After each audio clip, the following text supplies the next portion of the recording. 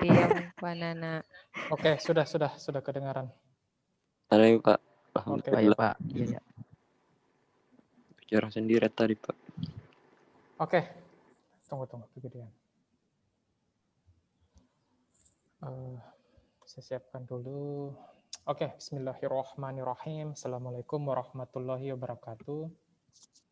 Waalaikumsalam warahmatullahi Salam wabarakatuh. warahmatullahi wabarakatuh. Alhamdulillahirabbil alamin. Wassalatu wassalamu ala asrofil anbiya'i wal mursalin ala sayyidina Muhammad wa ala alihi washabihi ajmain, amma ba'd. Alhamdulillah. Mari kita haturkan puja dan puji syukur kehadirat Allah Subhanahu wa taala yang dengan perkenaannya kita masih bisa melakukan proses perkuliahan dengan metode yang seadanya ini, dan memang kesempurnaan itu hanyalah milik Allah semata, insyaallah. Alhamdulillah, mudah-mudahan proses pembelajaran ini dalam keadaan yang terbatas ini bisa Allah berikan kita rezeki dan berkah untuk memahami dan bisa menjadi jalan untuk semakin dekat kepada Allah, kemudian bisa juga berguna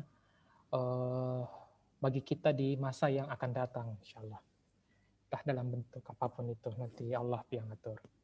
Salam dan salawat mari kita haturkan ke Nabi Muhammad Sallallahu Alaihi Wasallam,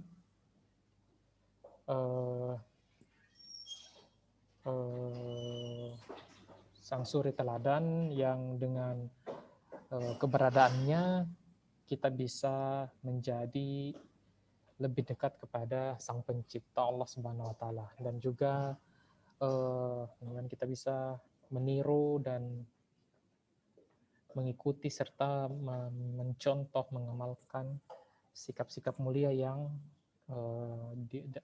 dia ajarkan dan tunjukkan kepada kita. Berikutnya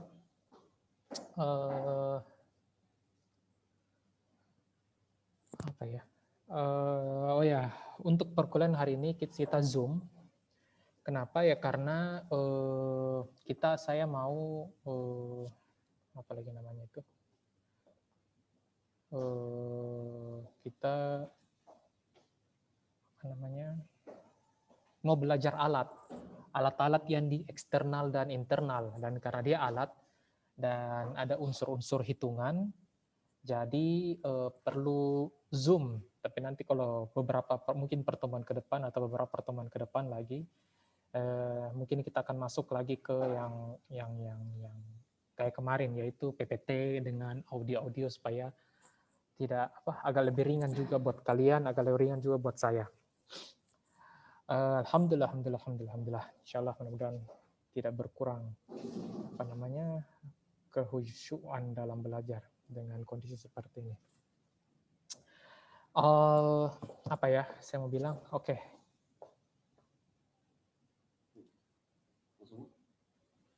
Kita mau saja. Karena nanti siapa tahu ada yang mau dingin, ada yang mau sebatas tak saja. Hah? Karena ada juga yang suka dingin itu.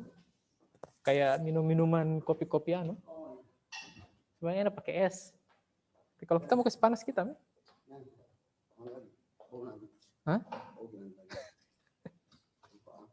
Kopi warkop gitu. Dan ya saya suka. Oke, kita ya. Bisa dilihat slide yang saya bagi.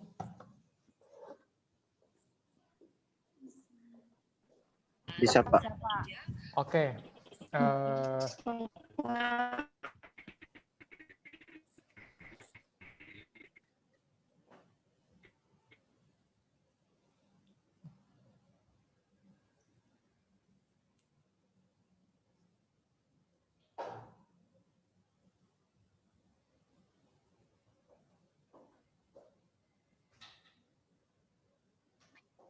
Kelihatan ya? Oke, kita mulai. Oke, kalau kalian lihat di sini slide-nya enggak banyak, ada 9. Tapi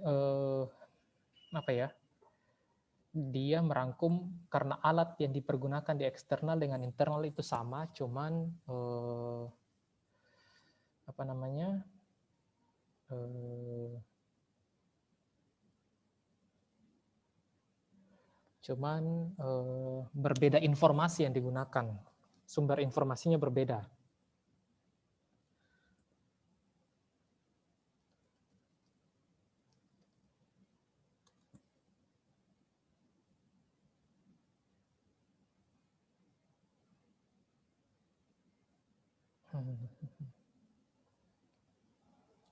Oke, yang kita bahas hari ini adalah alat manajemen strategi untuk analisis internal dan eksternal. Jadi saya akan beri gambaran, insya Allah kita akan belajar 1, 2, 3, 4, 5. 5 alat. 5 alat ini, ya namanya saja alat, dia berfungsi untuk membantu kita dalam mengambil keputusan strategis. Jadi bukannya menggunakan intuisi, seperti yang awal-awal saya ajarkan, tapi kita menggunakan analisis, kayak gitu ya. Jadi ini analisis yang sifatnya dia kuantitatif, kita bisa pegang angka-angkanya. Dan kenapa perlu saya ajarkan barang ini? Karena ini bisa menjadi pembeda yang signifikan bagi kalian kalau kalian menguasai barang ini dibandingkan dengan mahasiswa-mahasiswa atau lulusan-lulusan baru dari prodi lain. Contoh, kita ketahui bahwa kalau kalian pergi kerja di bank itu biar sarjana pertanian juga bisa kerja di bank, jadi teller, jadi begini. Biar perawat juga banyak yang kerja di perusahaan gitu kan. Nah, apa pada keunggulan kalian kalau kita bicara manajemen strategi, apa pada keunggulan bersaing yang dimiliki oleh anak-anak manajemen, sementara manajemen itu cenderung tidak terlalu susah jadi pelajari itu, tidak terlalu susah dipelajari. Apa yang membedakan kalian? Nah, salah satu yang bisa membedakan kalian antara diri kalian, karena ingat keunggulan bersaing itu adalah apa-apa yang bisa menjadi pembeda kita dibandingkan dengan para pesaing, adalah isu-isu spesifik tertentu yang bisa kita gunakan sebagai cara untuk show off atau bisa saya pakai kata menyombongkan diri bahwa inilah kami belajar di manajemen, inilah keunggulan kami dan tidak dimiliki oleh orang-orang lain. Jadi ketika kalian pergi melamar kerja, kemudian ditanya, kan itu melamar kerja itu kan dalam proses wawancara. Dulu-dulu itu kalau di ekonomi manajemen itu ada kayak pelatihan-pelatihan bagaimana kita melakukan wawancara kerja. Cuman sekarang karena pandemi mungkin agak terhambat, tapi ya enggak tahu gimana ya. Dan sekarang ini kan ada CDC ya, Career Development Center, yang aktif juga membantu calon-calon lulusan untuk mempersiapkan dirinya dengan entah magang, entah mempersiapkan dengan webinar-webinar wawancara kerja dan lain-lain. Tapi dalam wawancara kerja itu yang saya bisa sampaikan, karena saya juga pernah diwawancara kerja waktu melamar di Bank Mandiri, bank ini, bank itu. Jadi mereka itu ada banyak tahapan tes, dan salah satunya itu adalah wawancara. Yang lain itu kayak tes-tes psikologi, itu juga pernah dicoba-coba diajarkan oleh Bu Rika di Prodi Manajemen, dia panggil orang dari luar untuk ajar. Ada tes psikologi, TPA, bahasa Inggris, kemudian itu skill-skill yang bisa kita pelajari ya dan bisa kita tunjukkan. Kemudian apalagi itu ya, wawancara kerja. Nah, di wawancara kerja ini ada satu pertanyaan yang mungkin ini sebagai pembuka topik kita, ini selingan saja buat informasi. Nanti ketika wawancara kerja kalian, insya Allah kalian akan diminta jelaskan diri Anda, kayak gitu ya. Atau coba perkenalkan diri Anda, nah kayak gitu. Nah, ketika Anda diminta memperkenalkan diri oleh pewawancara Anda, sebenarnya di sini bukan cuma Anda menjelaskan mengenai siapa nama, siapa keluarga, lahir di mana, pendidikan, IPK. Itu semua informasi dasar. Tapi sebenarnya di situ adalah itu kode, itu itu adalah cara berkomunikasi dari para manajer SDM, kalau yang wawancara kalian manajer SDM, yang meminta kalian menjelaskan apa sih bagusnya kalian, apa keunggulan bersaingnya kalian sebagai calon pekerja. Nah, kalian bisa saja menjawab, oh saya mengikuti banyak organisasi, saya begini-begini, saya sudah Saya juga memiliki banyak prestasi ketika kuliah apa segala macam. Saya aktif begini. Saya sudah pernah mengikuti magang. Kemudian bahasa Inggris saya bagus dan lain-lain. Itu ceritanya ketika kalian ditanya coba jelaskan diri kalian atau perkenalkan diri kalian, waktunya kalian untuk menyombongkan diri kalian tanpa terkesan berlebih-lebihan mengenai apa-apa yang kalian ketahui dan berusaha memikat. Karena ceritanya ini kita kan menjual. Ceritanya kita mencoba menjual diri kita ke orang-orang yang mau mempekerjakan kita, tempat kita melamar kerja.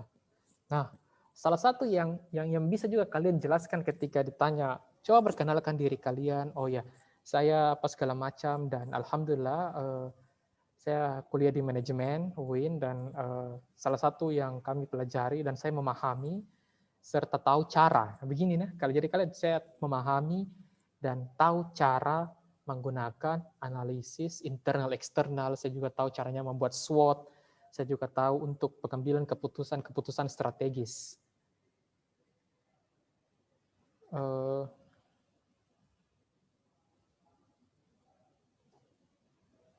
Jadi apa-apa alat yang saya ajarkan atau Ibu Rika ajarkan ini amat sangat bisa menjadi bahan kalian untuk menambah kualitas skill yang kalian miliki untuk menarik calon-calon bos kalian gitu, untuk merekrut Anda. Jadi kalian bisa menggunakan ini sebagai cara untuk untuk direkrut. Siapa tahu nanti rezeki menjadi bos juga di atas, kalian bisa merekrut. Jadi ceritanya tunjukkan skill. Jadi sekarang ini kan bukan cuma pendidikan ya, tapi skill apa yang kalian kuasai, apa yang dikuasai di waktu kuliah apa segala macam. Kalian bisa tunjukkan salah satu di antaranya ya ini. Dan saya yakin, hakul yakin, tidak akan ada prodi lain yang mengetahui hal ini kecuali mereka sengaja belajar. Tidak ada prodi lain selain prodi manajemen dan belajar manajemen strategi. Tapi kalau mereka belajar manajemen strategi, kemudian menggunakan buku yang lain juga mungkin mereka tidak dapat ini sih. Jadi ini perspektif buku referensi ya. Oke lah, kita masuk saja. Demikian perkenalannya. Mudah-mudahan ini bisa menjadi, jangan lupa untuk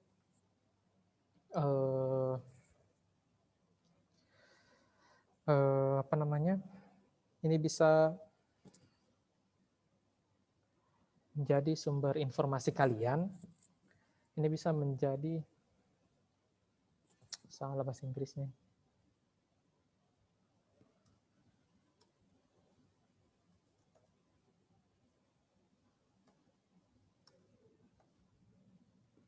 Kok sudah salah gini. Jadi ini bisa menjadi suatu keunggulan bersaing bagi diri kalian dibandingkan dengan pesaing-pesaing kalian dari prodi lain ketika kalian mendaftar di sebuah perusahaan yang sama. Gunakan, jangan sampai kalian bilang belajar begini-begini tapi dilupa. Tapi kalian bisa, walaupun kalian bilang saya tahu begini, walaupun kalian sudah lupa, tapi kan kalian masih bisa buka-buka catatan dan melihat-lihat kembali apa yang sudah kita pelajari dulunya ya.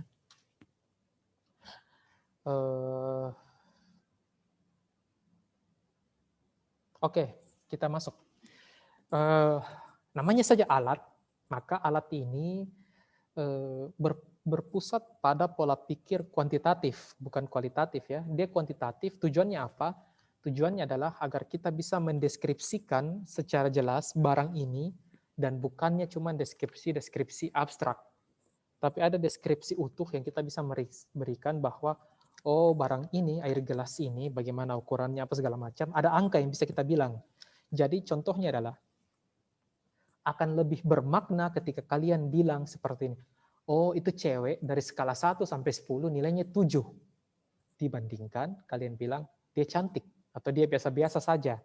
Nah kalau kalian bilang biasa-biasa saja itu dia masih masih awang-awang kita bilang, masih berpikir kita. Tapi kalau kalian bilang dari 1 sampai 10 dia 7. Oh kita sudah bisa agak-agak dapat sedikit angka-angkanya lah. Kita bisa dapat ada bayangan-bayangan. Oh begitu ya. Kira kan kayak gitu.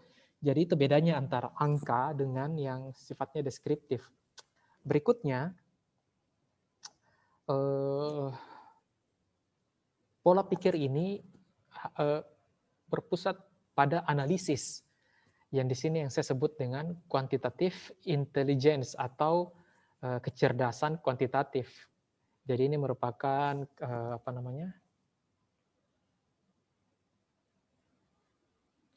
Jadi ini merupakan kapasitas dari penyusunan alat analisis strategi yang mau kita gunakan.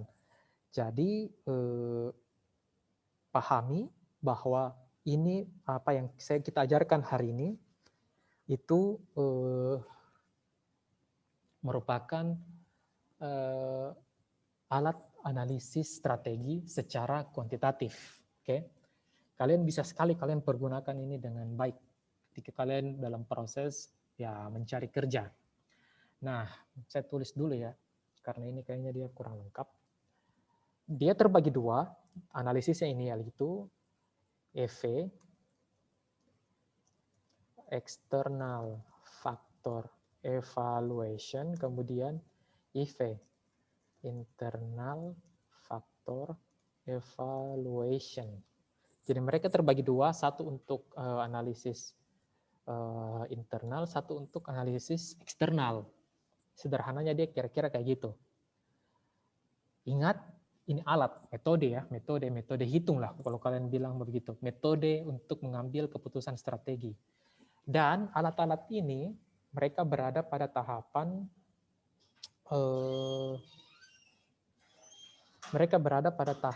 formulasi atau perencanaan strategi. Oke? Sampai di sini ada yang mau bertanya dulu? Dari siapa?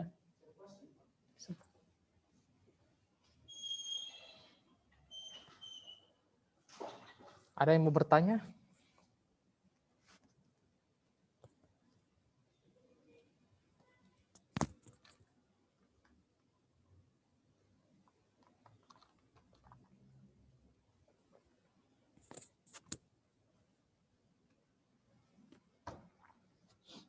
Ada yang bertanya? Kalau tidak kita lanjut ya. Nah sekarang, akan ada dua alat, cara pakainya sama, tapi informasinya berbeda. Cara pakainya sama, ingat baik-baik ini, cara pakainya sama, cara hitungnya sama, tapi sumber informasinya yang berbeda.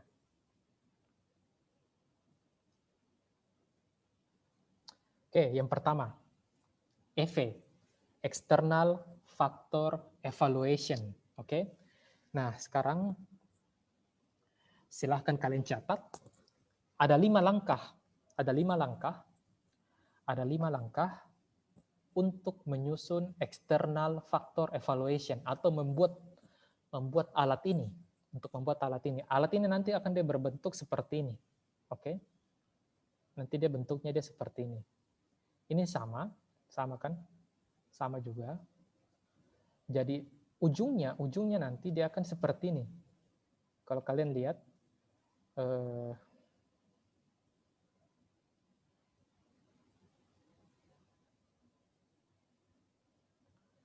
jadi kalian lihat ujungnya ini akan muncul angka-angka seperti ini. 2,5, 1, apa segala macam. Nah ini angka ini yang kita cari-cari nih loh, angka di ujung. Jadi EV ini ya sederhananya dia kayak gini aja.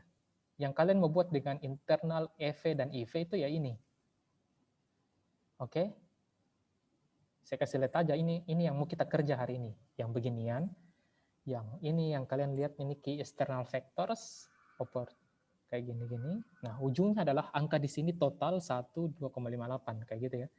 Sama dengan IV, ujungnya itu adalah ini. Jadi yang mau kita buat hari ini adalah barang ini, tabel ini. Tabel EV dan IV. Oke, caranya. Caranya.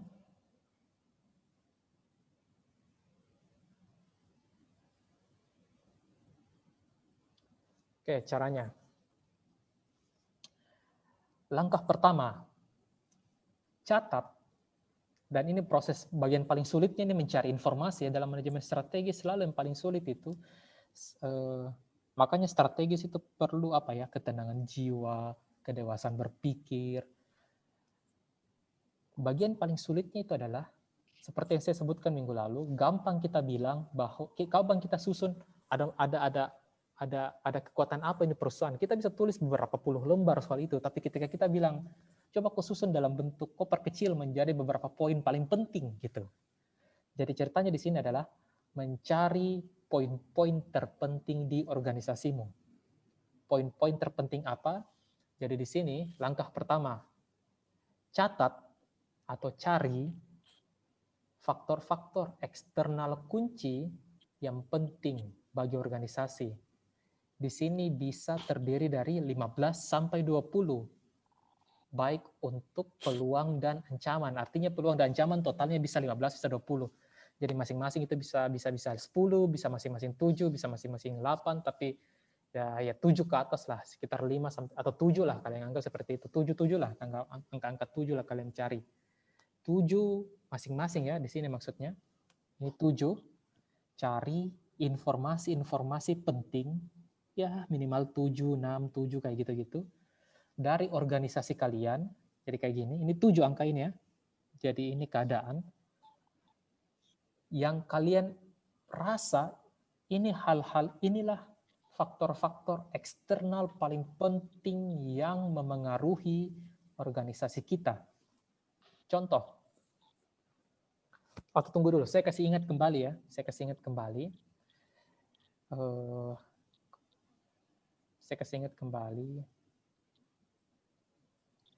Faktor-faktor di sini yang eksternal yang penting ini, kalau kalian ingat, saya sudah pernah sampaikan, ini bisa saja faktor ekonomi, sosial, budaya, pelanggan. Kalau kalian ingat yang 5 kekuatan Porter, pelanggan, distributor, macam-macam ya, macam-macam, pesaing, pasar, politik, atau bisa saja ini betul-betul eksternal ini macam-macam ya. Apa-apa saja yang berada di luar organisasi itu bisa kita hitung sebagai faktor eksternal yang mungkin amat sangat berpengaruh terhadap perusahaan kita.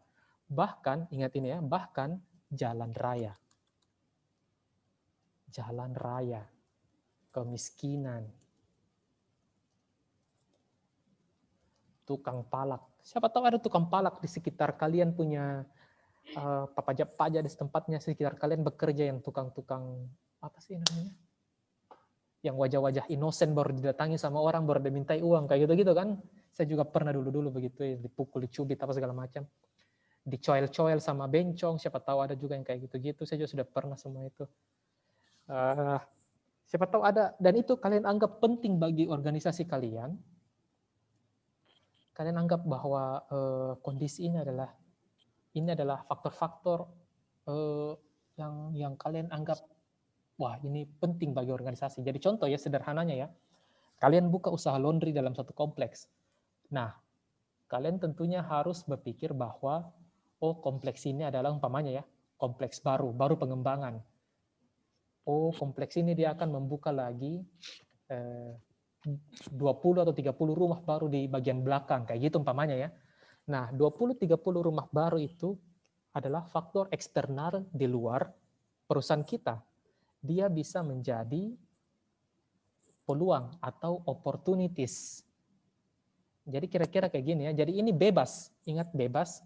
Apa-apa saja yang kalian anggap bisa menjadi peluang atau ancaman, threats, peluang dari eksternal yang kalian anggap penting, begitu penting.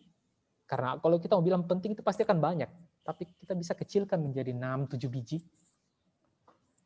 Yang kita anggap penting, maka kita tampilkan. Kita tampilnya dia di sini.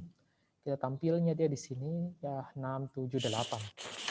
Sederhana sekali, tapi sederhana cara yang kita cari, tapi memilah-milah supaya mana yang paling penting itu yang akan membingungkan.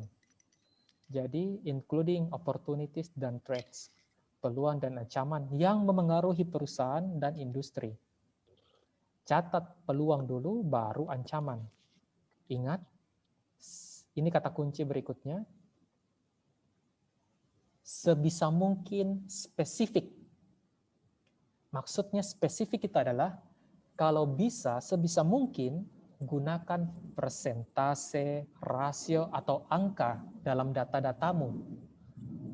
Recall that, Jadi ini katanya Edward Deming, kepada Tuhan kita berbicara, kita percayakan seluruh kepercayaan kita, rasa percaya kita aturkan kepada Tuhan. Tapi kalau yang lain-lain manusia bawa data.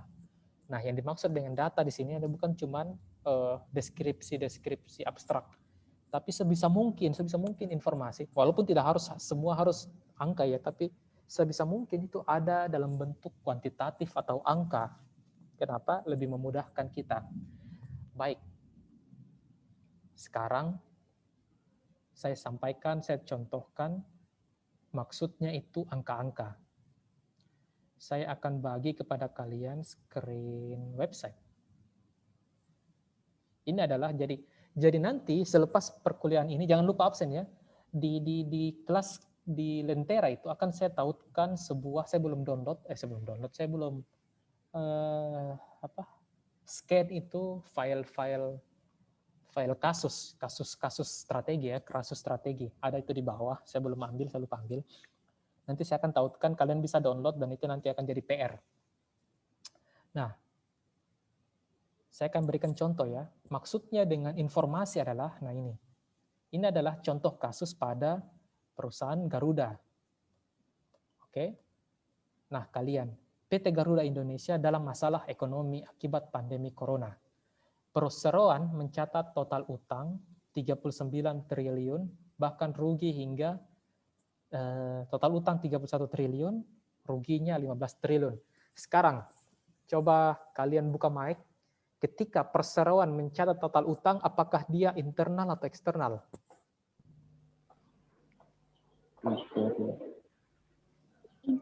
Internal, Pak. Dia informasinya internal atau eksternal? Internal, Pak. Internal. Kenapa? Karena dia adalah keuangan perusahaan. Benar kan? Nah, ya sekarang berikut adalah fakta-fakta terkini soal Garuda Indonesia. Tawaran cuti kepada 800 karyawan. Internal atau eksternal? Pola pikirnya dulu kita bangun. Internal. 800 karyawan. Oke. Sekarang, pendapatan anjlok 90%. Internal, eksternal? Eksternal, Pak. Pendapatan anjlok Eksternal, Pak. internal. Tapi Internal, kalau kalian lihat di sini, pendapatan perusahaan 90 turun gara-gara COVID. Internal atau eksternal? Dia eksternal penyebabnya. Jadi pola pikirnya dibangun ya, pola pikir internal eksternal itu ya. Kapan dia sudah di luar organisasi, eksternal. Kapan dalam utang kepada bank. Utang kepada bank, internal atau eksternal?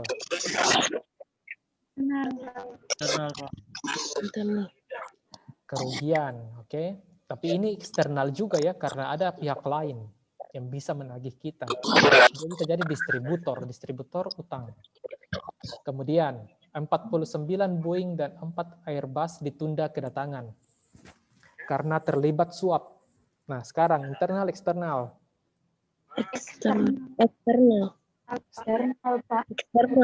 Eksternal, oke, karena ini adalah distributor, benar kan? Kalau perusahaan Garuda tentunya kalau kita jualan tempe, pemasok kita adalah kedelai. Kalau orang bawa pesawat, tentunya pemasoknya ya penjual pesawat dong, gitu sederhananya ya. Jadi Airbus ini adalah distributor, makanya dia adalah eksternal. Bantuan dana tidak mampu usia, bantuan dari pemerintah. Oke, ada kata lagi, jumlahnya 8,5 triliun. Internal, eksternal? Bantuan. Eksternal. Eksternal, Pak. Oke, pintar. Kemampuan hanya bertahan sampai 2024. Kayaknya sampai di sini ini beritanya. Apa ini iklan-iklan? Papiloma, pisang. Apa nih? Undang-undang Cipta Kerja. Apalagi nih? Nah sekarang, ketika ada di bagian berita-berita kalian mendapati informasi seperti ini, merinding. Dolar as tumbang, rupiah berjaya di hadapan banyak mata uang. Bagi perusahaan internal atau eksternal? Eksternal. Eksternal, mata uang ya, di luar ya kan, di luar kendali. Apa-apa yang di luar kendali kalian, di luar, bukan di luar Eksternal, kendali, Pak. di luar perusahaan. Kompak telan pil pahit. Ini harus dibaca lagi. Startup Canva dari menjadi unicorn. Oke. Alhamdulillah. Sekarang saya tanya sama kalian. Alhamdulillah. Alhamdulillah.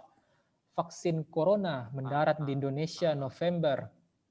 Internal konspirasi tai kucing. Nggak mana konspirasi. Konspirasi. Jangan anu ya.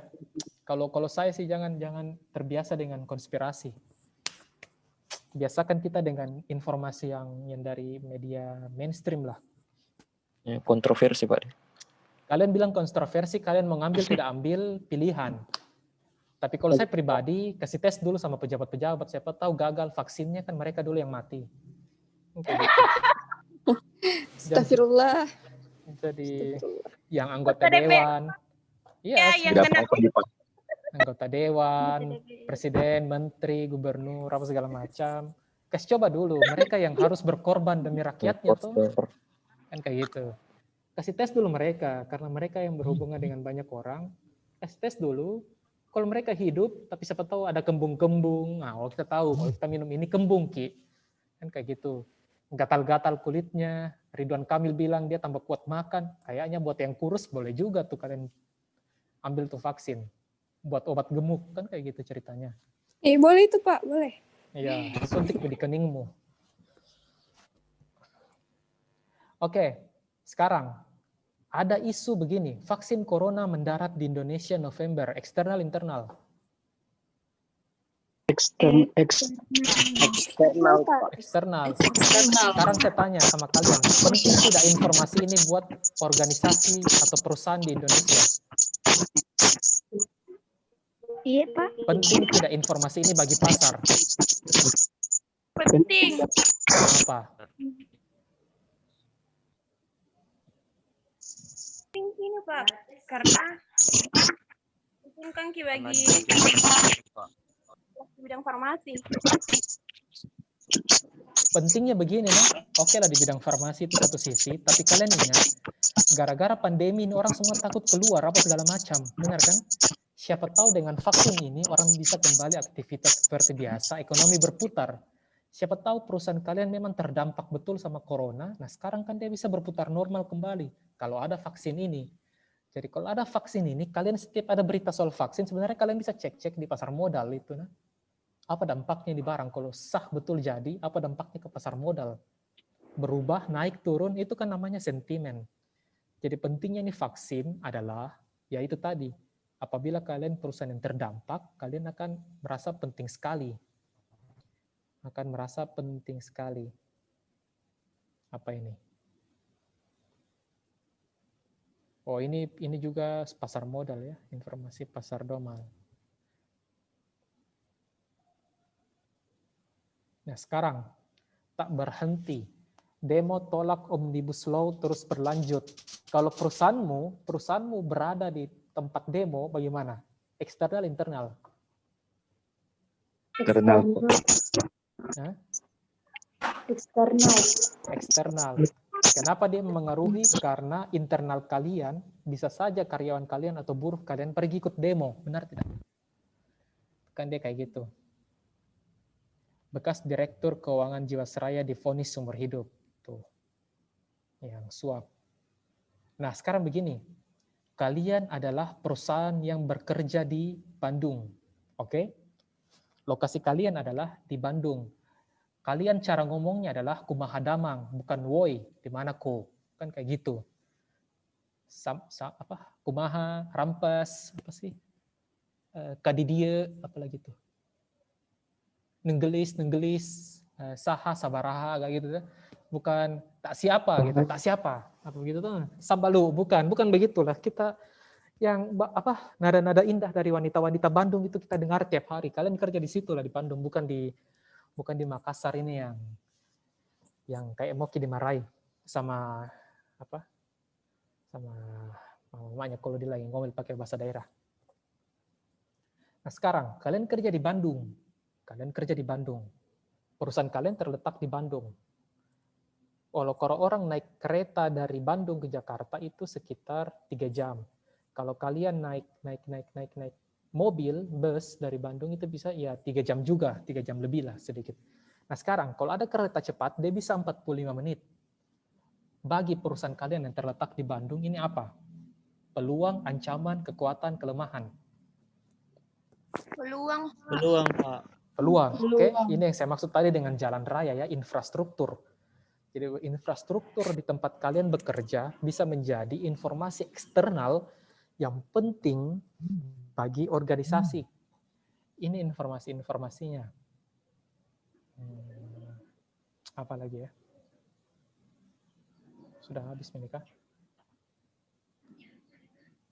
Iklan.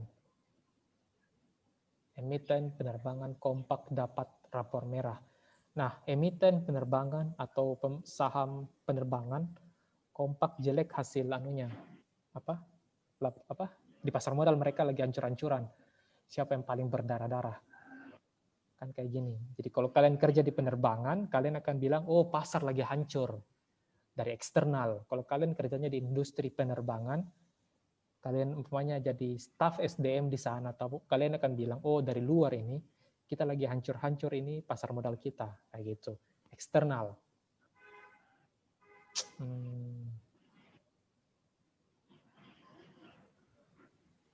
Mana sih tadi itu? Nah sekarang,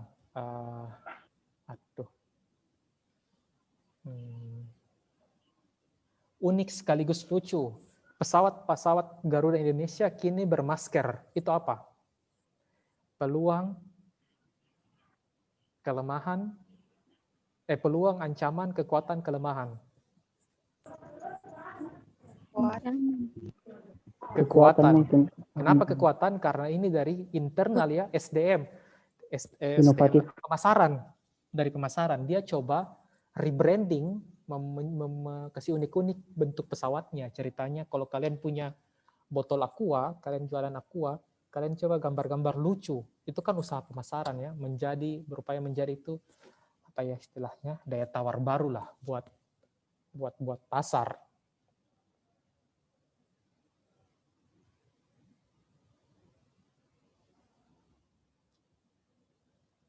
Garuda Indonesia kini layani rute khusus kargo Makassar, Singapura. Peluang, ancaman? Peluang. Benar. Alamak, ketika utang udah segede gaban, Garuda pinjam uang lagi sampai triliunan. Itu. Nah sekarang, saya tanya lagi sama kalian, saat PSBB, pembatasan sosial berskala besar. Peluang, ancaman, kekuatan, kelemahan. PSBB ya, apa itu dia? Masuk di mana? Ancaman, Pak. Ancaman, betul. Pembukaan umroh, apa dia? Peluang. Bentar. Peluang, Pak. Rencana suntikan modal? Peluang. Oke. Desain baru Mas Livery Indonesia Pride. Ini Mas ini masker lah, kayak bilang aja gitu, atau desain pemasaran.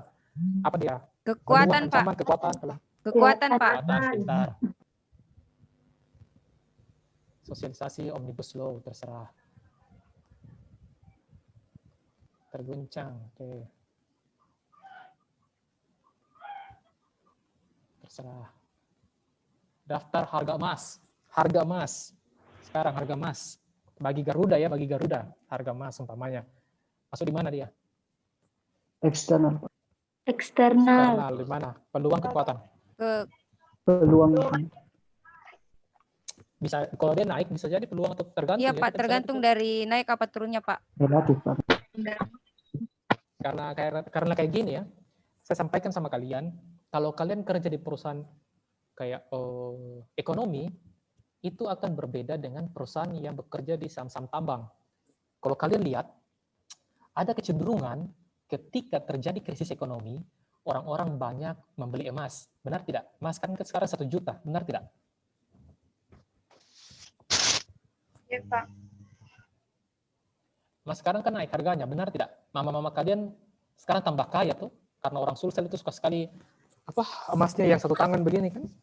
dia menutupi kulit-kulitnya itu dengan emas-emasnya. Jadi apa sih istilahnya? Mas kayaknya mas. Itu yang apalagi Aji-Ajia itu tuh. Aji-Ajia Bugis, Aji-Ajia Makassar itu kan emas adalah apa ya? Apa sih, bagaimana sih mas buat kalian itu? Buat orang tua kalian emas itu apa? Investasi, Pak. Enggak, buat mama kalian pakai itu yang pakai kawinan. Apakah itu? Perhiasan. Nah, pakai Hah? kalau pergi Perhiasan, Pak. Perhiasan, Pak. Iya, kalau perhiasan, kalau mereka pakai semua sampai tumpuk-tumpuk, itu tujuannya apa? Memamerkan, Pak. Ria. Strata sosial dan lain-lain lah ya. Pokoknya mama-mamamu di rumah itu yang kalau pakai emas bertumpuk-tumpuk itu kan apa ya?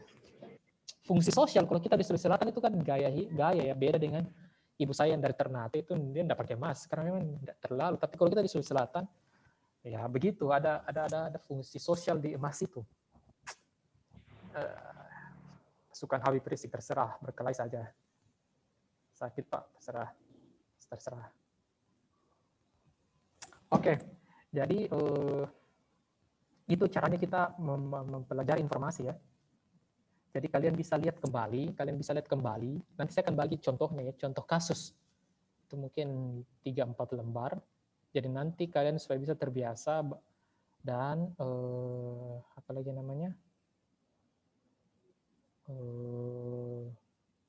Inilah yang akan menjadi ini EV, kemudian yang lain itu akan menjadi apa lagi namanya?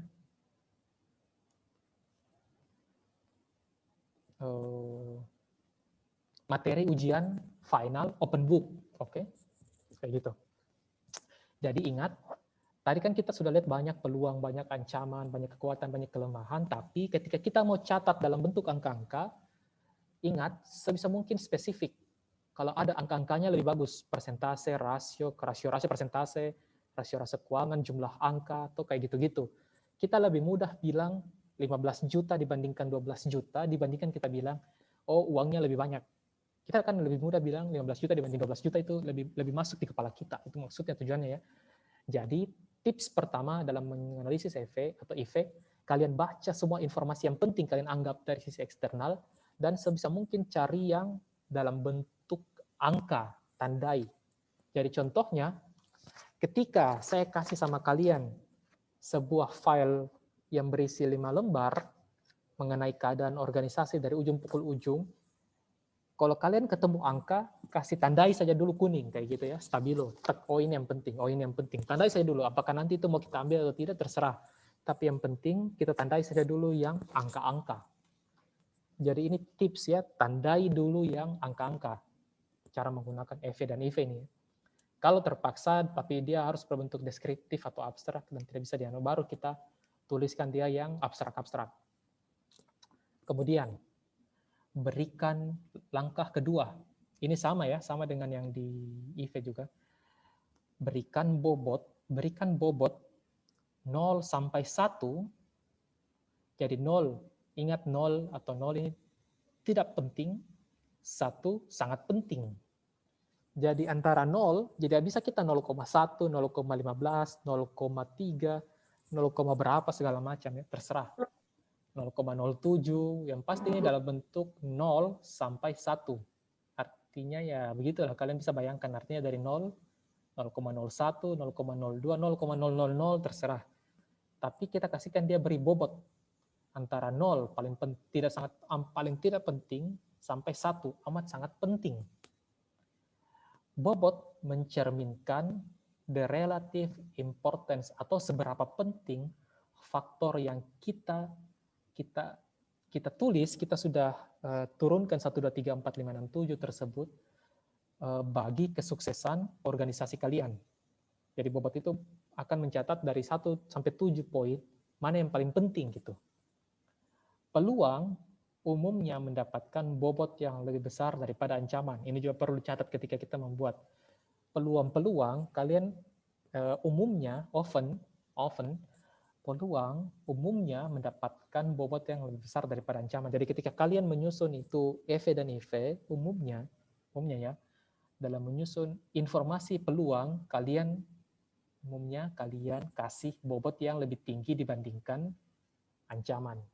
Begitu juga untuk kekuatan, lebih tinggi dibandingkan kelemahan. Appropriate weights can be determined by comparing successful with unsuccessful competitors or by discussing the factor and reaching a group consensus. Jadi, bagusnya sebenarnya kita buat ini adalah kita buat dalam grup.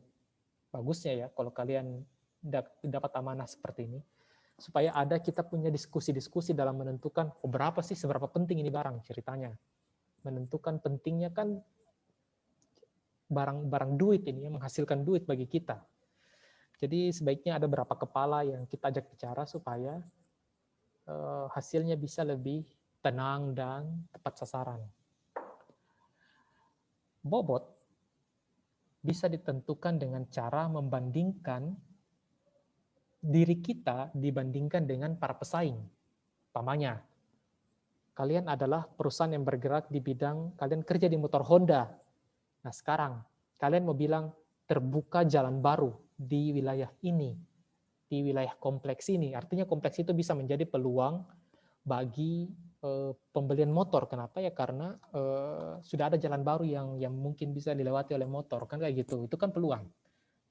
Nah sekarang, kalian bisa saja bandingkan antara kalian Honda dengan Yamaha. Bagi mereka Honda, kalian kerja di Honda, bagi perusahaan Yamaha, bagaimana seberapa penting sih terbukanya kompleks baru itu bagi mereka? Atau kalian Alfamart kan kadang di pinggir jalan itu, kalau kalian lihat Indomaret dengan Alfamart itu kan bagus samping, benar tidak? Mereka kadang bagus samping itu, kayak di dekat rumah saya di Malingkere itu bagus samping Alfamidi dengan Indomaret. Jadi kalau bagus samping begini, seberapa penting sih jalan macet di depan dua toko itu, Alfamart atau Indomaret? Bagi Indomaret, mereka kalau macet jalanan, umumnya kalau macet jalanan itu kan potensi bagi kita, potensi ada orang-orang yang singgah lebih besar, toh artinya ramai itu tempat, kan ceritanya gitu. Makanya orang Jakarta itu, mereka bilang memang Jakarta macet ya bagus, justru bagus tuh macet. Kenapa? Ya karena itu tandanya ekonomi berputar. Nah, jadi kalian bisa membandingkan angka-angka kalian yang kalian susun dari 0,0 sampai 1 ini. Kalian bisa tentukan yang mana yang paling penting, kemudian yang mana yang paling penting. Ingat, peluang umumnya mendapatkan bobot yang lebih tinggi, tapi ancaman bisa mendapatkan bobot tinggi jika mereka severe atau threatening, atau betul-betul ancaman yang berbahaya bagi organisasi kalian. Jadi kalau ancamannya ini kayak umpamanya COVID, kan COVID ini bahaya sekali. Jadi kalau kita bilang COVID, ya otomatis kan terhambat semua. Jadi dia bisa kita kasih bobot yang jauh lebih tinggi dibandingkan peluang. Tapi walaupun begitu, umumnya peluang itu lebih tinggi. Sampai di sini poin 1 dan 2, ada yang mau bertanya sebelum kita lanjut?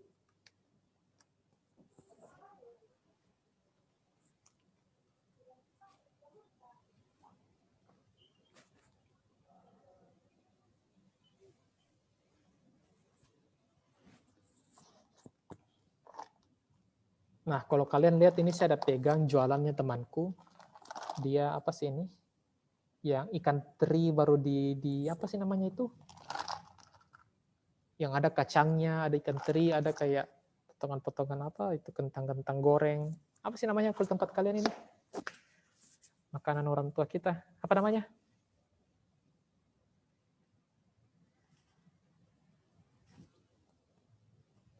Halo, apa namanya?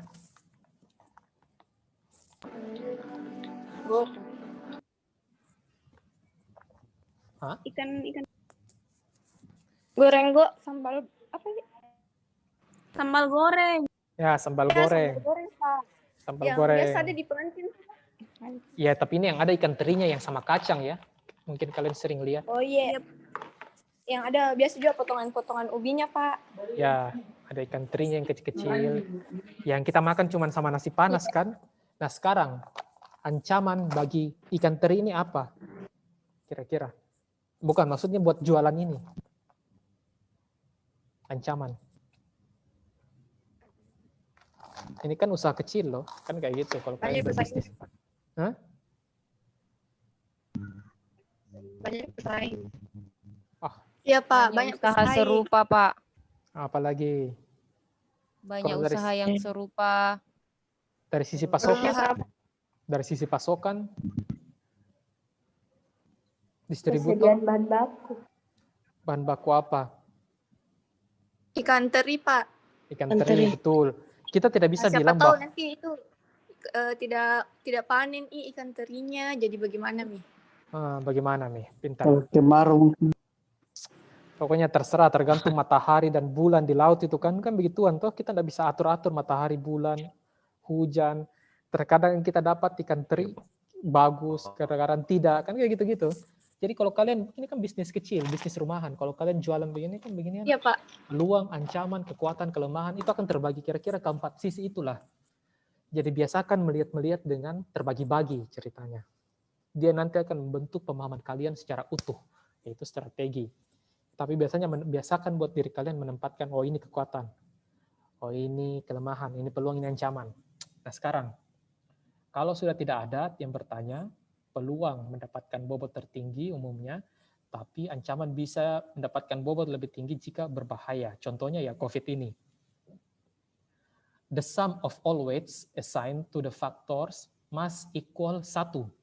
Jadi jumlah keseluruhan dari ini, kalian lihat ini ya, dari jumlah keseluruhan 0 sampai 1 ini, harus sama dengan 1. Saya berikan contoh. Nah, kalian lihat di sini, untuk peluang, ini kan dia 0,05, 0,08, 0, segala macam, benar tidak? Nah, jumlahnya yang saya maksudkan dengan harus 1 adalah total dari bobot atau weights dari peluang dan ancaman di sini harus totalnya adalah 1 di bawah. Jadi mereka di sini adalah penjumlahan dari poin-poin yang di atas. Makanya jangan kalian bilang, oh ini 70% atau 0,7. Artinya yang lain pasti 0,01, 0, berapa. Tapi ya angka-angka seperti ini, di sini apa ya, perlu kedewasaan ceritanya. Perlu kedewasaan dalam menentukan ini angka-angka. Nah sekarang, kalau kalian lihat bobot ini, bisa dipahami, maksudnya bahwa semua total bobot harus 1.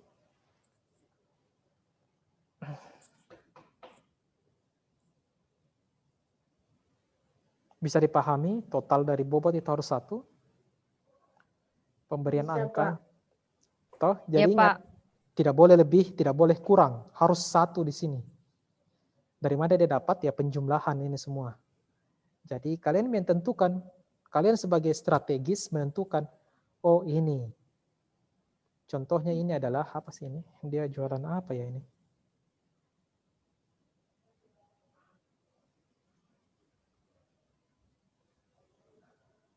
Oh ini jualan ini. Oh ini yang kalau di buku ini dia bioskop. Kalau saya tidak salah ini dia bioskop. Ini on campus movie theater. Oh ini benar sinema kan bioskop. Jadi ini ceritanya dia perusahaan bioskop. Kayak 21 kan tidak buka-buka sampai sekarang. Artinya dia harusnya kita taruh ancaman besar sekali kan. Ancaman besar buat pendapatan. Benar kan? Karena tidak buka-buka gara-gara COVID. Di sini tidak bisa kita, di sini abstrak karena memang ya ancaman ini nyata tapi tidak bisa diangkakan, sulit kita bilang angka, tidak jelas terbuka kapan. Makanya di sini mungkin saja kalian akan kasih dia bobot tinggi dibandingkan dengan bobot-bobot peluang, kira-kira deh kayak gitu. Peluang, pesaing lain, major competitor across town recently ceased operations. Pesaing dari bioskop yang lain menutup usaha. Ya. Udah ada. Jadi pesaing yang lain menutup operasinya. Nah, kalau kalian lihat seperti ini kan ada pesaing yang tutup. Kalau pesaing tutup ya otomatis peluang besar bagi kita. Makanya kita kasih dia bobot yang agak besar, 0,08. Nah, kemudian di sini ada potensi pendapatan tambahan, disposable income among citizens grew 5% in prior year. Data tahun terbaru menunjukkan adanya tambahan pendapatan dari masyarakat. Nah itu kan artinya mereka bisa saja semakin sering nonton. Kan tambah banyak duit, tambah mau nonton dulu ya, kayak dulu kalau normal.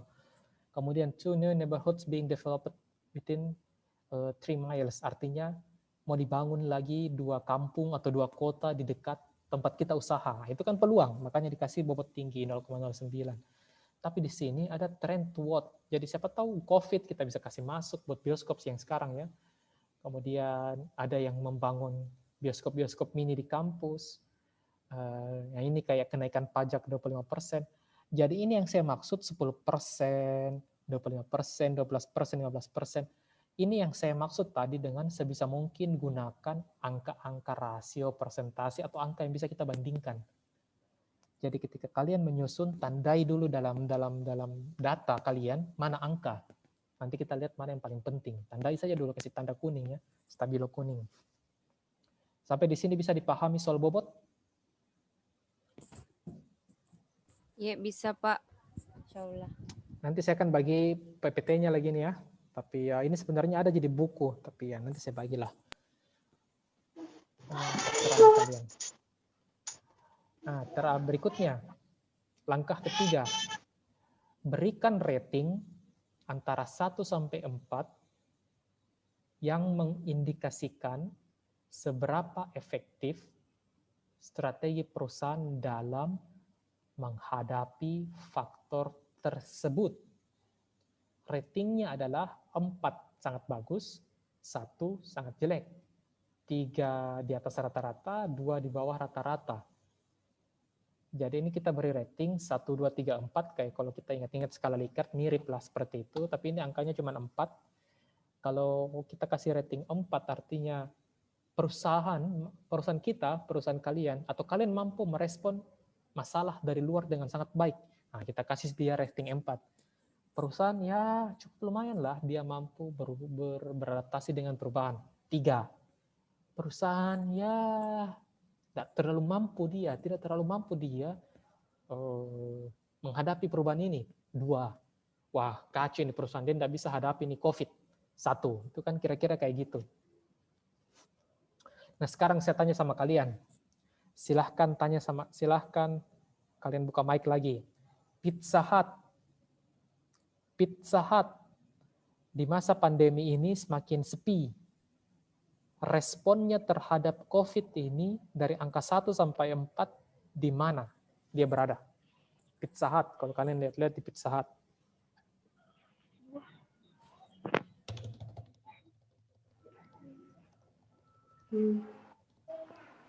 Isi ada apa 2, Pak. Kenapa?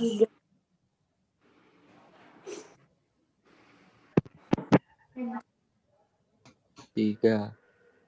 3, oke. Alasannya?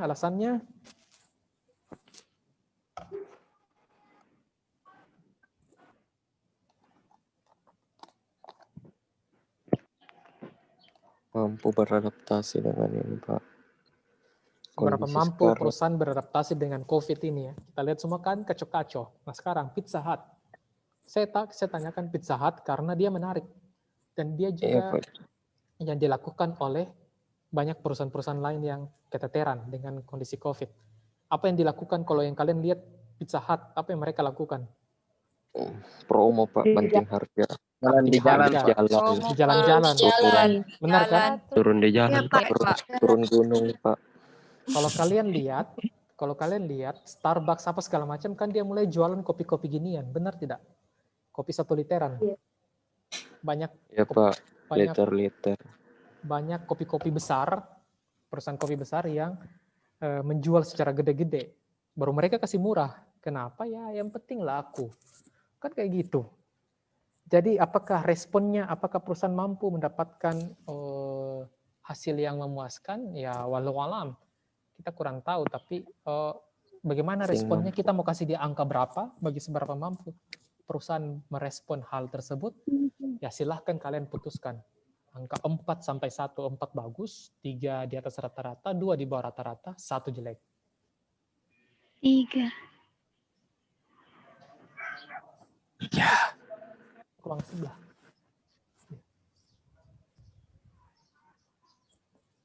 Oh, jadi berapapun angka yang kalian pilih, ingat berapapun angka yang kalian pilih, itu adalah keputusan strategis kalian sebagai orang dewasa, orang pintar, sebagai strategis berpikir ke depan, berpikir jauh dalam berapapun angka itu adalah keputusan kalian. Maju mundur, hancur, bagusnya itu kan organisasi atau perusahaan itu kan kalian yang ngatur. Kalau maunya kalian di posisi strategis ya. Makanya ketika kalian menetapkan 4, 3, 2, 1 segala macam, itu keputusan kalian, bertanggung jawab silahkan. Makanya kalau kalian lihat di sini, di bagian EV atau EV-nya akan ada rating di sini. Kalian bisa lihat ada 3, 4, 3, 2, 1. 1 jelek. Artinya kita belum siap menghadapi peluang tersebut. Walaupun ini bobotnya besar, tapi kita tidak siap untuk mempersiapkan diri dengan terbangunnya kota baru atau kampung baru di sekitar usaha kita. Padahal mereka itu dekat gitu. Itu umpamanya. Jadi ini ada yang dikasih 2. Jadi silahkan. Di sini tidak ada penjumlahan, ingat tidak ada penjumlahan, tapi kalian ya pikirkanlah secara matang, kira-kira deh kayak gitu. Trend toward healthy, kalian lihat sudah dia 0,12, di sini 4 lagi. Sudah besar poinnya dia di sini, pengalinya juga dia besar, 4. Kenapa 4? Karena bioskop itu kan kita tahu di dalamnya itu ada jualan makanan-makanan. Benar tidak? Nah, kalau ada tren di luar bahwa makanan ada tren untuk makan yang lebih sehat, maka otomatis yang di dalam bioskop yang umumnya jual kentang goreng, sosis, nugget, ada kemungkinan terdampak. Makanya dia oleh contoh kita ini diberikan bobot yang tinggi. Bobot yang tinggi artinya apa? Perusahaan mampu, respon perusahaan mampu, dia amat sangat penting, tapi perusahaan mampu mengatasi atau menciptakan atau apalah segala macam dalam respon perubahan ini. Ada yang dia lakukan gitu. Sekarang yang terakhir, multiply each factor's weight dengan ratingnya. Kalikan angka bobot weights dengan rating. Bisa dipahami? Bisa. Jadi 0,05 dikali 3, 0,08 kali 4, dan segala macam. Jadi ini dikali ini, hasilnya di sini adalah rata-rata tertimbang. Score weighted, skor rata-rata. Benar kan? Kayak gini, tek. Kemudian, sum the weighted score untuk menentukan total bobot dari organisasi. Totalnya ini kalian jumlahkan. Tuk ke bawah, jumlahkan. Tek ke bawah, jumlahkan. Sampai di sini, bisakah anak-anak pintar tapi alaiku memahami?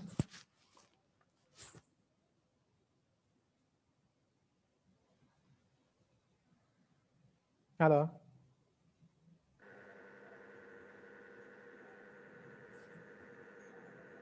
Bisa paham? Bisa, Pak. Ya Pak. Susah, gampang?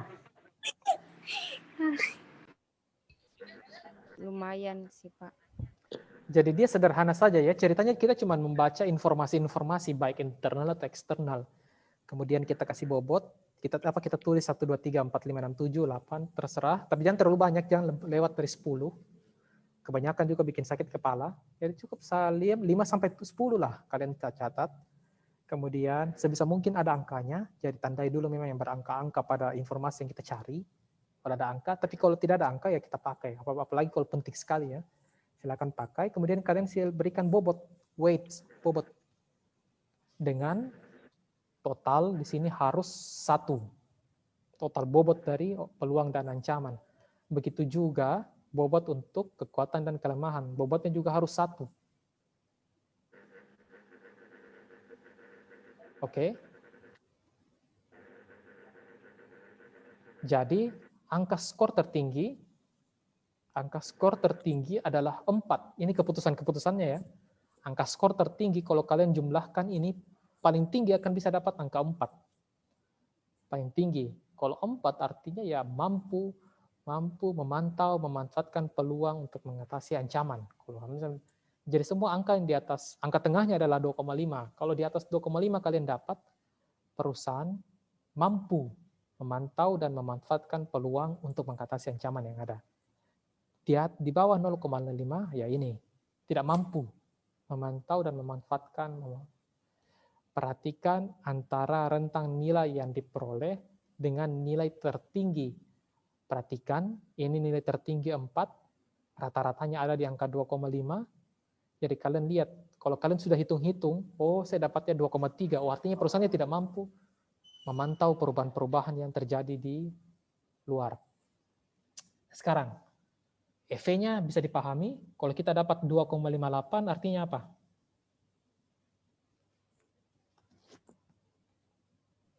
Mampu, Pak.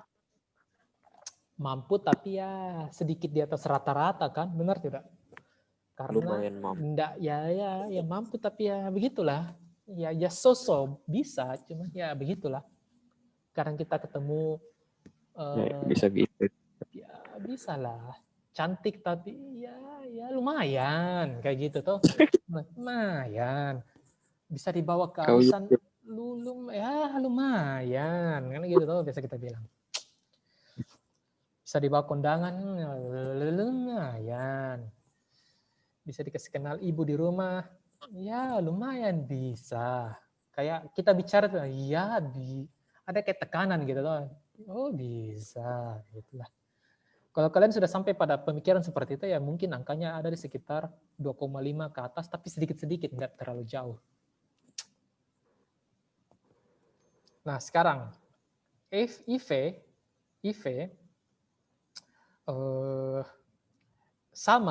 sama dari 1 dan 2, kalau kalian lihat di sini.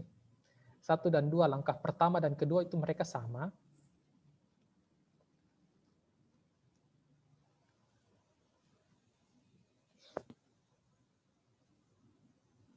Jadi berbeda dengan EV, di sini yang peluang terkadang mendapatkan bobot lebih tinggi, kalau di IV kita pukul rata. Kalau kalian lihat di sini, regardless of whether a key factor is an internal strength or weakness, factors considered to have the greatest effect on should based on the highest way. Jadi tidak ada urusan. Jadi khusus untuk IV ada urutan, kalau yang EV kita bilang ya biasanya tidak selalu, biasanya peluang yang mendapatkan nilai lebih. Tapi kalau khusus IV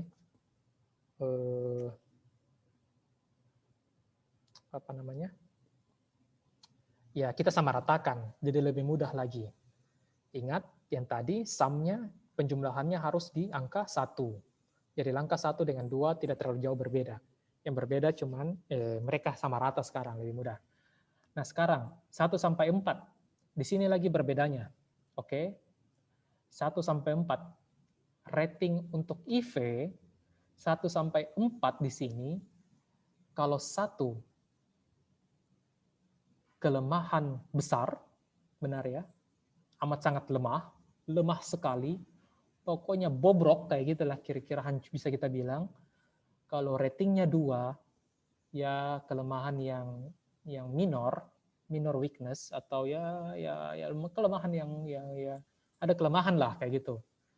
Kemudian kalau kalian tulisnya dia 3, artinya kekuatan yang kecil kayak gitu, a minor strength, atau ada kekuatan yang kita miliki. Karena ini IV, ingat IV itu SWOT itu kan terbagi 2 ya, SW, OT.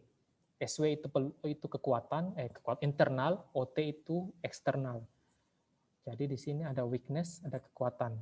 Ada weakness, ada strength. Minor weakness rating 2. Kalau kalian sudah dapat ke angka 3, kekuatan yang ada kekuatan lah sedikit kayak gitu. Ada minor kekuatan kecil.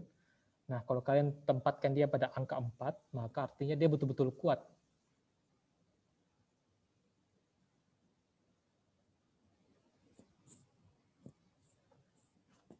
Nah, catatan berikutnya, kekuatan, ingat kekuatan, angka-angkanya ini ada di 3 dan 4. Kekuatan ya, ini yang strength ini. Di sini ratingnya dia cuma berpusar-pusar, kalau kalian lihat di sini, cuma ada dia berputar di antara 3 dan 4. Benar kan? Dia tidak masuk ke 1-2. Benar kan? Jadi untuk ratingnya dia di sini, khusus untuk IV, untuk kekuatan, ratingnya hanya berputar-putar di antara 3 dan 4. Sebaliknya, kalau weakness cuma berputar-putar di antara 1 dan 2. major weakness, minor weakness, minor strength, major strength kayak gitu.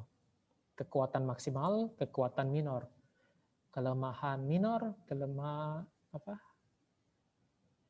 mayor, kelemahan luar biasa. Jadi itu ada beda-beda sedikit. Kemudian rating, karenanya capping ini informasinya berasal dari perusahaan itu sendiri. Jadi kita menilai seberapa mampu perusahaan ini beradaptasi. Sementara bobot-bobot ini kan respon ya. Ingat tadi yang kita tadi respon, bukan respon sih. Maksudnya ini kita bandingkan dengan industri yang ada di luar dengan pesaing. Bobotnya ini. Bobot dia di sini.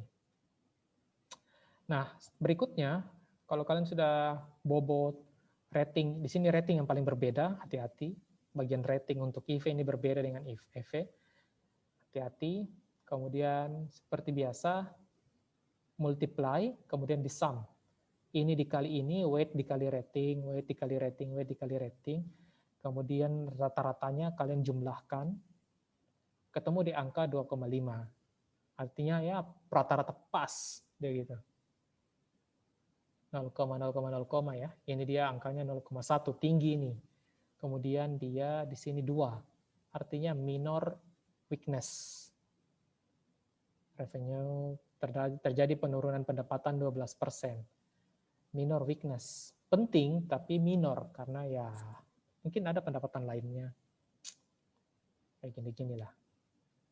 Di sini kalau kalian lihat yang paling tinggi di sini adalah dari 15% kekuatan ya. Pendapatan dari segmen service meningkat 16%. Jadi pendapatan dari untuk penghematan umpamanya bisa naik 19%. Nah, kalau kalian lihat di sini, kita berupaya menggunakan kekuatan untuk mengatasi kelemahan dan sebaliknya kita menggunakan peluang untuk mengatasi ancaman. Kembali lagi, di yang terakhir itu skor tertinggi adalah 4, angka tengahnya 2,5 sama. Angka di bawah 2,5 menunjukkan perusahaan tidak mampu untuk beradaptasi dengan apa yang ada di isu internal atau eksternalnya. Hati-hati dengan rentangnya ya, antara 2,5 dan 4 itu kalian perlu pahami itu rentangnya. Paling khususnya itu ya di 2,5 lah. 2,5 menjadi penanda. Sampai di sini, jadi ini sudah selesai. Topik EV dan IV. Ada yang mau bertanya? Ada yang mau curhat dong mah? Capek tong saya. Ayo.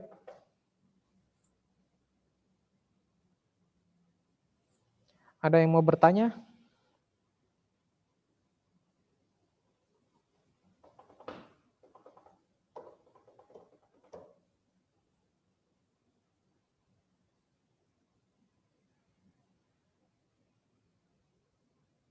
Ayo, ada yang mau bertanya atau sudah dipahami?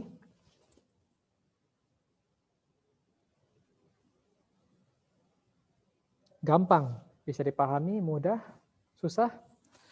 Siapa Dik? Ketua kelas Mayang Sari. Ya, Pak. Gampang, susah? Lumayan, Pak. Apa lumayan apa? Susah. Susahnya 3 itu. Yang susahnya itu cuma memilih ya, ingat susahnya itu memilih. Di situ perlu apa? Kedewasaan. Perlu kedewasaan berpikir yang cowok-cowok dewasa gitu atau cewek-cewek dewasa gitu ya. Dewasa harus tenang gitu. Makanya strategis itu umumnya mereka adil, tenang dan lain-lain. Kesulitannya dia itu di situ. Penentuannya ya, memilih poin-poinnya itu yang selalu paling sulit. Tapi ini berada pada tahapan formulasi. Kalau kalian kuasai ini, nanti habis ini akan ada PR. Kalian bisa mengunduhnya di Lentera, tapi saya harus scan dulu. Saya ambil dulu dari jurusan. Terus saya scan. Kalian bisa kirim ke mana ya? Ke ketua kelas lah. Kumpul di ketua kelas dalam bentuk. Kalian hitung-hitung manual saja di kertas kalian. Kemudian kalian scan, foto, scan, baru kirim scan-nya ke ketua kelas. Nanti dia akan kirim foldernya ke saya. Oke. Tapi nanti saya kasih lah. Dan ini juga menjadi latihan perdana untuk final. Finalnya kita nanti begini. Nanti saya kasih kasus yang kayak tadi yang kalian lihat di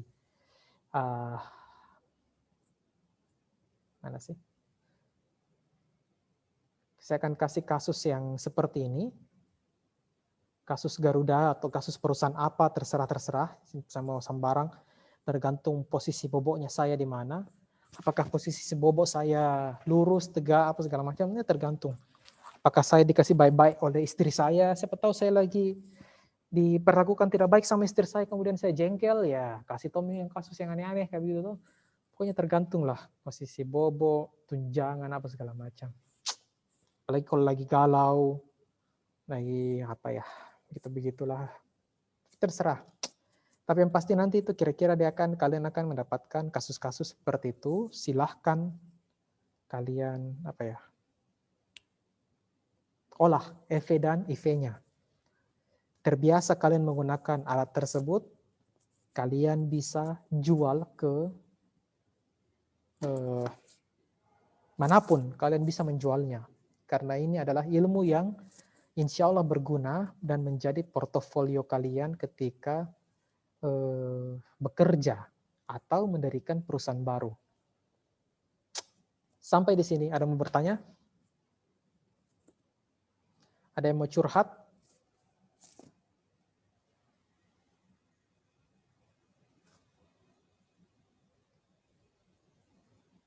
Saya Pak mau bertanya terkait kuliah. Silahkan. Mungkin kuliahnya Pak pakai Zoom saja Mi. Zoom ini saya beli yang tidak putus-putus ya, sudah saya beli, awas kok tidak dipakai. Iya Pak. Karena kalau kemarin kayak Vien Pak agak-agak kurang mengerti juga Pak. Pakai apa? Lentera? Yang kemarin Vien Pak, iya. Apa itu Vien? Yang voice note Pak, yang di WA. Voice note. Voice note di WA. Itu mau voice note jadi kalau ngajar atau gini deh. Yang alat-alat begini tetap sama tetap saya akan kasih juga voice note kayak gini. Karena ya bisa tersimpan lah, bisa diputar-putar, bisa diulang-ulang. Tapi itu kalau ngajar teori ya, teori kan ya enggak bagaimana apa yang kalian bingungkan sebenarnya yang dari kemarin, topik kemarin? Kalau ada yang mau bertanya soal topik kemarin boleh.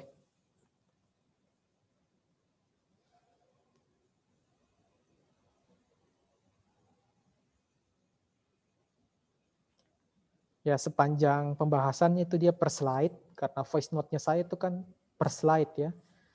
Jadi kalau sepanjang, cuman memang minggu lalu itu saya lupa, saya ada kerja memang agak sibuk, jadi saya lupa untuk umpan balik, bertanya kepada kalian ada yang belum dimengerti atau tidak. Itu juga saya minta maaf. Tapi kalau yang topik-topik teori mungkin saya masih pakai itu yang voice note-an. Tapi kalian bebas bertanya ya, bebas bertanya. Kalau memang mau ya atau gini aja deh, kan gini aja. Tuh, gini. Kita ambil jalan tengah, saya tetap akan rekam voice note dengan PPT saya kasih buat materi-materi kita ke depan. Nanti habis itu kita coba buka Zoom, ya setengah jaman lah untuk diskusi kalau ada yang mau bertanya. Bagaimana? Jessica? Atau yang lain-lain? Kalau saya Pak sepakat Zoom saja Pak, karena kalau VN agak kurang efektif kurasa saya Pak. Kok kangen lihat mukaku kah? Iya Pak, kalau kayak begini Iya. tuh Pak, kayak ada narlinta untuk semangat belajar Pak. Sedangkan kalau hanya suara saja Pak, kayak kurang efektif sekali kurasa Pak. Ya, wajah jerawatanku ini masih dikangeni juga. Allahu Akbar. Jadi, malas kuja. Mau. Apakah semua sepakat seperti itu? Mungkin begini Pak, itu kendalanya di VN biasa tidak teracak, biasa tidak terstruktur gitu sesuai dengan slide-nya, jadi mungkin teman-teman juga jadi mungkin teman-teman juga bingung yang mana ini dibahas. Oke. Oke, kalau begitu nanti di voice note-nya yang berikutnya, nanti saya coba dulu ya. Kita coba satu kali dulu voice note. Siapa tahu mungkin ada topik ke depan itu yang topik teori-teori itu nanti. Jadi ketika saya memulai voice note, saya akan sebutkan ini slide ketiga, slide kedua. Kita coba begitu ya. Saya akan sebutkan ya. Jadi siapa tahu kalian tertukar, kalian bisa kembali lagi ke situ. Karena seingat saya sudah bagi atau mungkin juga saya bisa tautkan, saya download dulu hasil voice note-nya, kemudian saya tandai slide 1, 2, 3, 4 tuh, supaya gampang dan tidak tertukar-tukar. Saya memang agak khawatir soal itu sih ketika saya bagi di WhatsApp. Tapi kalau memang dia seperti itu, memang artinya, saya kan tidak tahu juga ya, ketika saya bagi dia rata atau tidak, tapi nanti saya bukalah. Nanti saya bagi folder sajalah, folder suara, supaya dia teratur. Kita cobalah ya. Kalau memang masih gagal, baru ada bermasalah, baru kita coba, saya coba Zoom atau bagaimana lah caranya. Ada lagi? Adinda.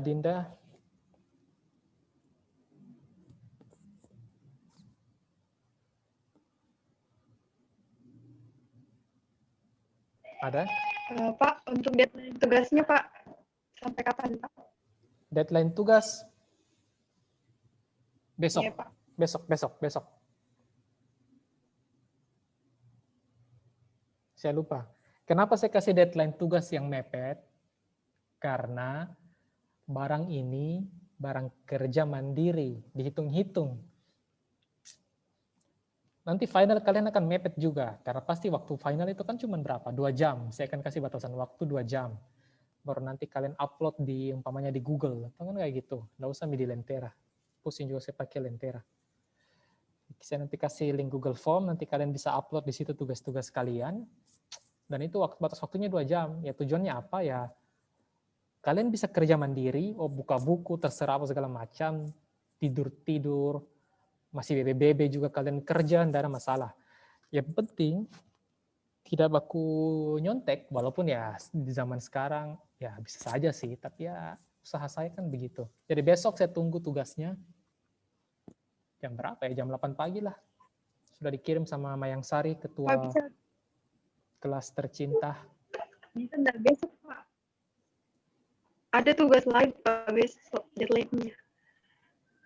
Ya kalau begitu saya baru akan berikan kalian tugasnya ya besok. Mayang nanti hubungi lagi saya. Pak.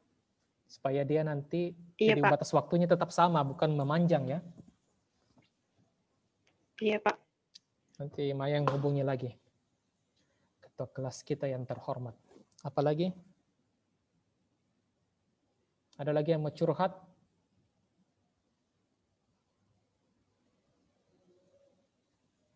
Ada yang mau curhat? Perkara hubungan tidak direstui orang tua, faktor COVID memisahkan jarak, kendala komunikasi yang memakan banyak kuota, cinta di udara, lagi tadi. Ada lagi? Tidak ada? Mana kayak ini wajah-wajahnya semua ini? Kalau sudah tidak ada, oke. Kalau sudah tidak ada, saya cukupkan perkuliahan kita hari ini. Jangan lupa absen. Kayaknya saya sudah kasih pindah itu. Sudah kasih pindah absennya tidak ya? Lentera. Kayaknya belum ya. Coba kalian silahkan akses Lentera. Kemudian